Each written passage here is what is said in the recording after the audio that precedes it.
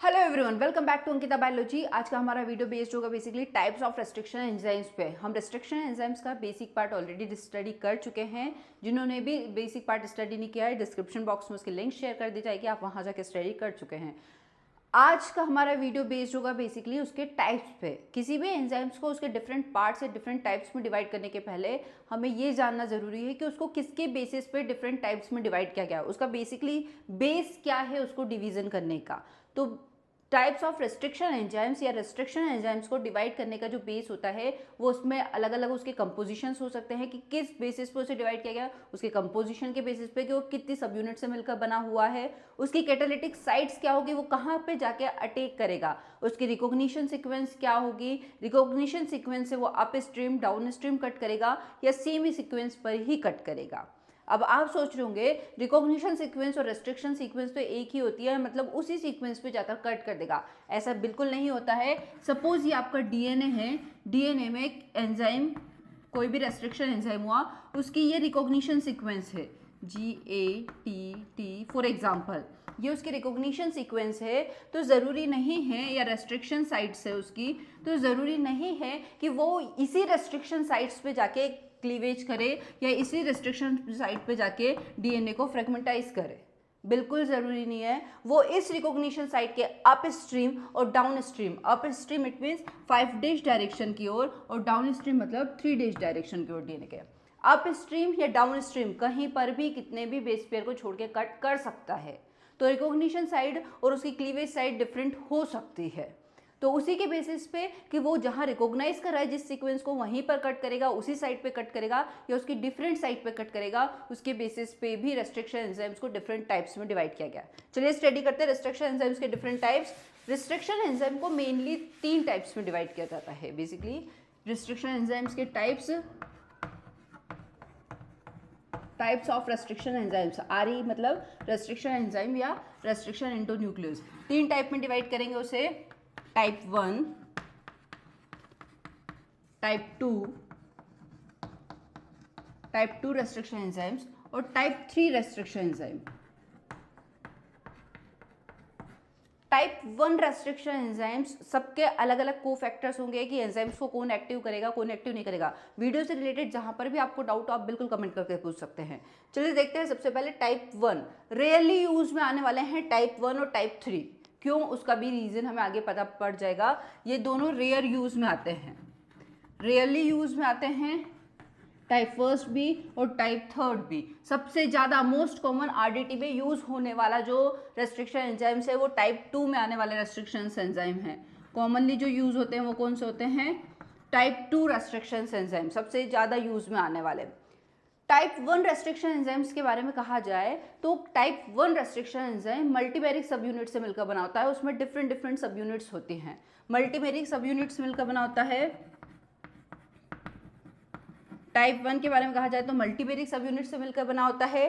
Type 3 भी मल्टीमेरिक subunit से मिलकर बना होगा। केवल टाइप 2 ही ऐसा है जो मोनोमेरिक सब यूनिट से मिलकर बना होगा। मोनोमेरिक सब यूनिट्स होंगे इसमें, ठीक है, और ये भी मल्टीमेरिक सब यूनिट से मिलकर बना होगा। मतलब एक से ज़्यादा सब यूनिट होगी, मोर देन 1 सब यूनिट्स, ठीक है, एक से ज़्यादा सब यूनिट से मिलकर बना होगा। टाइप 1 और टाइप 3 दोनों। टाइप 2 कैसा होगा? मोनोमेरिक सिंगल सब यूनिट से मिलकर ही बना होगा। उसके पास ज़्यादा उसके स्ट्रक्चर में वेराइटीज़ नहीं होगी, ज़्यादा सब यूनिट्स नहीं होगी। टाइप 1 के बारे में हम पहले डिटेल में पढ़ते हैं। टाइप 1 क्या होगा, फिर टाइप 2 क्या होगा, फिर टाइप 3 क्या होगा, स्टेप बाय स्टेप पढ़ेंगे। सबसे पहले टाइप 1 रेस्ट्रिक्शन एंडोन्यूक्लियस एंजाइम या रेस्ट्रिक्शन एंजाइम्स क्या होगा। रेयरली यूज में आएंगे, रेयरली फाउंड होते हैं टाइप 1 रेयरली मिलते हैं। टाइप 1 का जो बेसिक एग्जांपल है वो ध्यान रखिए, इको के रेस्ट्रिक्शन एंजाइम, इको के और इको बी, ये टाइप 1 रेस्ट्रिक्शन एंजाइम्स के एग्जांपल हैं। टाइप 1 रेस्ट्रिक्शन एंजाइम्स को एक्टिवेट करने के लिए जो को फैक्टर रिस्पॉन्सिबल होते हैं, इसके लिए ATP की ज़रूरत होती है, मैग्नीशियम की ज़रूरत होती है, मैग्नीशियम एज अ को फैक्टर, और सैम का फुल फॉर्म है S adenosyl methionine, S adenosyl methionine. S adenosyl methionine, जिसे एडोमेट के नाम से भी जाना जाता है। इसका यूज क्यों किया जाता है? क्योंकि type first restriction enzymes modification का भी काम करते हैं, डीएनए की सीक्वेंस को मॉडिफाइड भी करेंगे और क्लीवेज भी करेंगे, क्लीव भी करेंगे और मॉडिफाइड भी करेंगे। इसका मेन रोल क्या होता है? मॉडिफिकेशन भी होगा, मॉडिफिकेशन डीएनए मिथाइलेशन, उसमें मिथाइल ग्रुप को ऐड करेंगे डीएनए मिथाइलेज एंजाइम के थ्रू और उसका मॉडिफिकेशन कर देंगे। मॉडिफिकेशन और रेस्ट्रिक्शन या क्लीवेज भी करेंगे, रेस्ट्रिक्शन साइट पर क्लीवेज भी करेंगे, मॉडिफिकेशन भी करेंगे और रेस्ट्रिक्शन साइट पर क्लीवेज भी करेंगे। टाइप फर्स्ट एंडोन्यूक्लियस या type first restriction enzyme, type first का क्या है? बेसिकली रेयरली यूज में आते हैं। अब रेयरली क्यों यूज में आते हैं, ये ज़्यादातर यूज में क्यों नहीं आते? इसका मोस्ट इंपॉर्टेंट रीजन क्या है? टाइप फर्स्ट जो रेस्ट्रिक्शन एंजाइम्स होते हैं, मतलब इको के और इको बी, सपोज ये आपके डीएनए की सीक्वेंस है, ये डीएनए की सीक्वेंस की रिकॉग्निशन साइट से, आरएस मतलब रिकॉग्निशन साइट से उसकी, तो ये रिकॉग्निशन साइट से 1000 बेस पेयर अप स्ट्रीम जाके, मतलब 1000 बेस पेयर अप स्ट्रीम, मतलब 5 डेज डायरेक्शन और 3 days, 1000 base pair up stream जाके क्लीव करते हैं या वहां पे जाके डीएनए को फ्रेगमेंटाइज करते हैं। कौन? Type first restriction endonuclease enzyme. ये क्या करते हैं? रिकॉग्निशन साइट से 1000 बेस पेयर अपस्ट्रीम जाके डीएनए को क्लीव करेंगे। यदि इतने बेस पेयर अपस्ट्रीम जाएंगे तो आप खुद सोचिए, आपको रिकॉग्निशन साइट का या रेस्ट्रिक्शन साइट का पता लगाना है तो हमें जो 5 डेज डायरेक्शन है उससे 1000 बेस पेयर डाउन स्ट्रीम जाना होगा, तब जाके हम उस रिकॉग्निशन साइट का पता लगा पाएंगे, जो कि बहुत ही मुश्किल और बहुत ही टफ प्रोसेस है। तो इसीलिए टाइप 1 रेस्ट्रिक्शन एंडोन्यूक्लियस एंजाइम बहुत रेयरली यूज में आते हैं। क्यों? क्योंकि रिकॉग्निशन साइट से 1000 base pair, 1000 base pair upstream जाके आपका क्लीवेज साइट को कट करते हैं या उस डीएनए सीक्वेंस को कट करते हैं। मतलब हमें अगर किसी की डीएनए सीक्वेंस या किसी रिकॉग्निशन साइट पता करनी है तो टाइप फर्स्ट जो रेस्ट्रिक्शन एंजाइम है उसके थ्रू यदि हम पता करते हैं तो हमें उसके 5 डेज एंड से 1000 बेस पेयर डाउन स्ट्रीम जाना होगा, अराउंड 1000 बेस पेयर। कम ज़्यादा कुछ न्यूक्लियोटाइड्स हो सकते हैं, बट राउंड फिगर में हम कितना लेके चलते हैं उसे 1000 बेस पेयर न्यूक्लियोटाइड्स के अकॉर्डिंग। इसी कारण इसको सबसे रेयरली यूज में किया जाता है। तो type first restriction endonuclease multimeric subunit से मिलकर बना होता है। इसकी मल्टीमेरिक सब यूनिट्स में 2 R सब यूनिट होती है, 2 M सब यूनिट होती है और एक S सब यूनिट होती है। 2R 2M और एक S सब यूनिट होती है। R मतलब 2 रेस्ट्रिक्शन सब यूनिट्स होती है जो रेस्ट्रिक्शन साइट को कट करती है। 2 मिथाइलेशन सब यूनिट होती है, मतलब जो मिथाइल ग्रुप को ऐड करेगी, मॉडिफिकेशन कराएगी उसका। और एक स्पेसिफिक सब यूनिट होती है जो उसकी पर्टिकुलर रिकॉग्निशन साइट का पता लगाएगी। तो type first restriction enzymes multimeric subunit से मिलकर बना होता है। उसमें जो आपके रेस्ट्रिक्शन और मिथाइलेशन सेपरेट होते हैं, बेसिकली रेस्ट्रिक्शन और मिथाइलेशन मल्टीमेरिक सब यूनिट्स में होते हैं।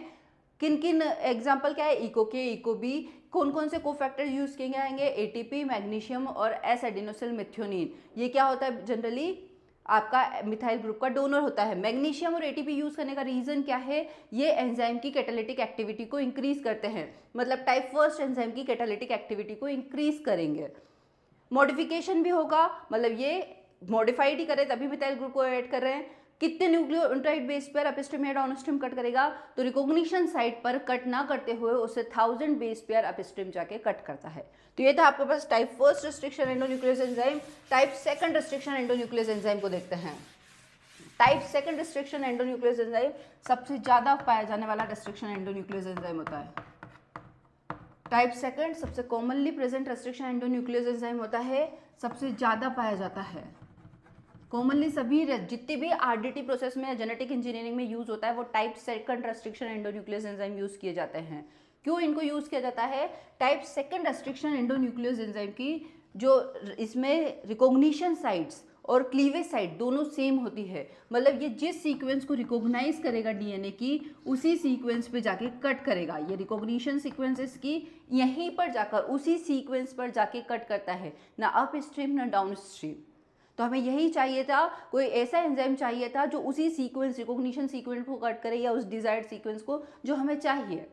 तो टाइप सेकंड रेस्ट्रिक्शन एंजाइम्स ही ज़्यादातर यूज में आते हैं। इको R1, हिंट्स थर्ड, ये सब किसके एग्जाम्पल? आपके टाइप 2 रेस्ट्रिक्शन एंजाइम्स के। ठीक है, टाइप 2 रेस्ट्रिक्शन एंजाइम्स में जो कोफैक्टर यूज किया जाता है वो केवल मैग्नीशियम किया जाता है, ध्यान रखिएगा। मैग्नीशियम ही एज अ कोफैक्टर यूज किया जाता है क्योंकि ये एंजाइम की कैटालिटिक पावर को इंक्रीज कर देता है। क्यों मैग्नीशियम यूज़ किया जाता है, क्यों ऐसे एम यूज़ नहीं किया था, एस एडेनोसिल मिथ्योनिन यूज़ नहीं करते हैं इसमें, क्योंकि इसमें मॉडिफिकेशन की रिक्वायरमेंट ही नहीं है। Type second restriction endonuclease enzyme modified नहीं करते हैं, ये केवल और केवल जाके उस साइट्स को कट करते हैं। इनमें मॉडिफिकेशन या मिथाइलेशन और रेस्ट्रिक्शन दोनों सेपरेट काम करते हैं। मिथाइलेशन की प्रोसेस सेपरेट होगी, रेस्ट्रिक्शन या क्लीवेज की प्रोसेस सेपरेट होगी। तो टाइप सेकंड जो रेस्ट्रिक्शन एंजाइम्स होते हैं उनका बेसिक रोल क्या है, वो उनमें सेम यूज़ नहीं किया जाता है, क्योंकि वो डायरेक्ट जाके उसका मिथाइलेशन नहीं करेगा। उनका काम क्या है, रिकॉग्निशन साइट पे जाके कट करना। ज़्यादातर पैलिंड्रोमिक सीक्वेंस को कट करते हैं, ज़्यादातर पैलिंड्रोमिक सीक्वेंस को कट करेंगे। पैलिंड्रोमिक सीक्वेंस मतलब जिसकी फॉरवर्ड और बैकवर्ड दोनों डायरेक्शन पे रीड करने पे सेम डायरेक्शन उसकी सीक्वेंस आती है।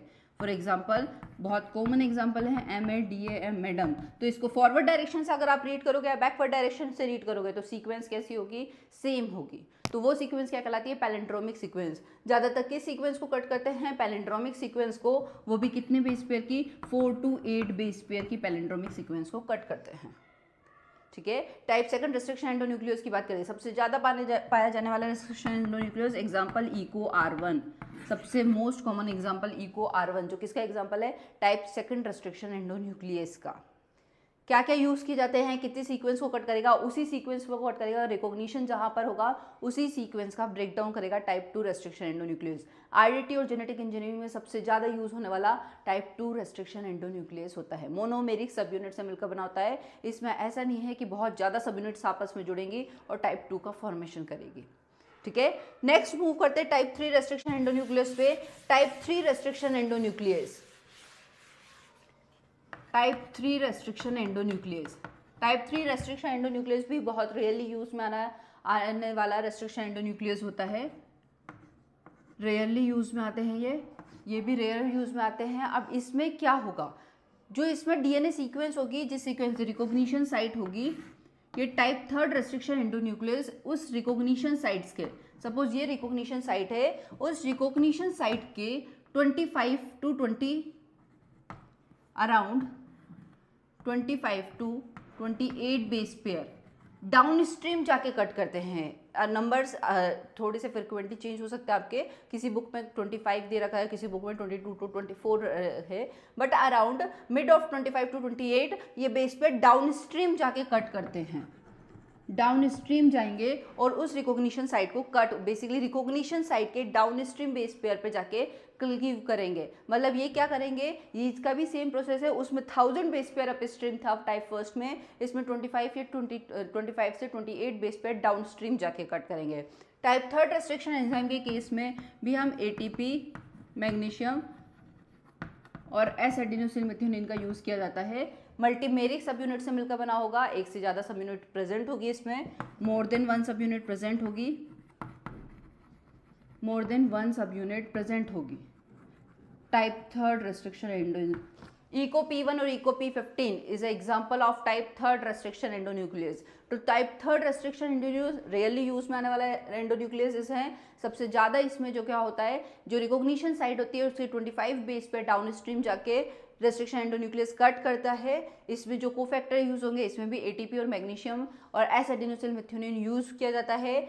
मोर देन वन सब यूनिट से मिलकर बना होता है, एक से ज़्यादा सब यूनिट से मिलकर बना होता है। तो ये बेसिक टाइप्स है रेस्ट्रिक्शन एंडोन्यूक्लियस के, कि रेस्ट्रिक्शन एंडोन्यूक्लियस के डिफरेंट टाइप्स क्या होते हैं, टाइप फर्स्ट क्या होगा, टाइप सेकंड क्या होगा और टाइप थर्ड क्या होगा। यदि ये वीडियो के थ्रू आपको टाइप्स क्लियर है रेस्ट्रिक्शन एंडोन्यूक्लियस के, तो प्लीज़ वीडियो को लाइक जरूर कीजिएगा। Thank you.